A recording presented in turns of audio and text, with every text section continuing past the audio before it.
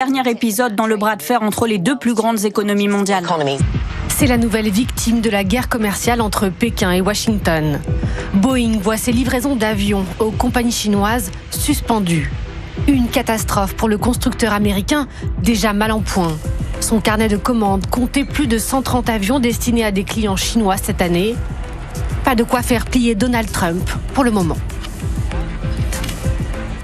Le président vient de me faire part d'une déclaration supplémentaire dans le bureau ovale. La balle est dans le camp de la Chine. La Chine a besoin de trouver un accord avec nous. Nous n'avons pas besoin d'un accord avec elle.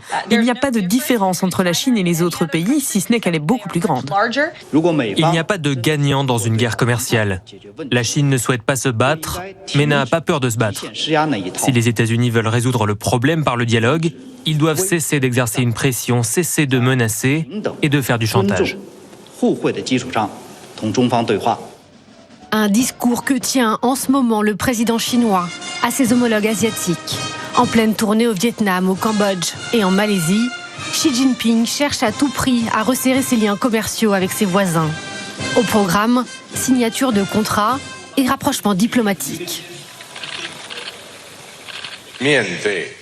Face au choc infligé au commerce mondial, la Chine et la Malaisie se tiendront aux côtés des pays de la région pour empêcher l'affrontement géopolitique ainsi que l'unilatéralisme et le protectionnisme.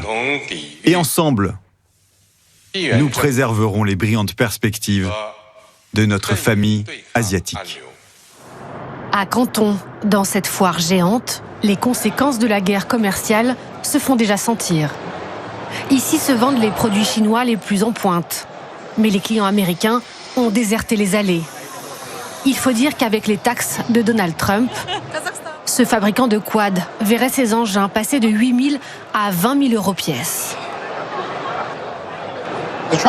Trump nous a fermé la porte, alors nous sommes de plus en plus nombreux ici en Chine à vouloir nous concentrer sur le marché européen. Et les Européens l'ont bien compris. À l'image de cette acheteuse parisienne, venue se fournir en panneaux solaires pour le compte de son entreprise. Combien coûte celui-ci ? Il est à $80. $80. Vous attendez quel prix, vous ? Au moins 30-40% de moins.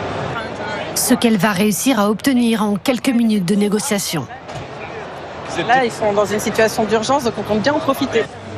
Des Chinois, un genou à terre. Pendant que de leur côté, Corée du Sud, Singapour, Vietnam, tous tentent d'amadouer l'administration Trump. Dans le bureau ovale hier, l'émissaire japonais a été reçu.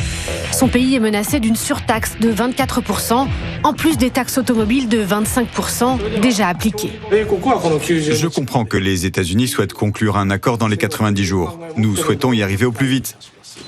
Mais il s'agit d'une négociation à deux parties. Un grand honneur d'avoir rencontré la délégation japonaise sur le commerce. Des progrès importants.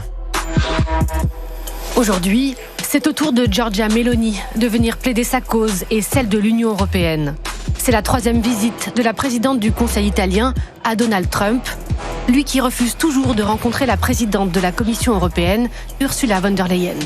Vous l'avez déjà dit, les Américains sont des consommateurs frénétiques de produits chinois et d'ailleurs ça se voit quand on regarde le commerce bilatéral par le déficit colossal que les Américains font par rapport aux Chinois. Alors, les Américains, qu'est-ce qu'ils importent de Chine ? Il faut d'abord avoir ça en tête. Premièrement, des produits électroniques, des téléphones, et c'est pour ça d'ailleurs que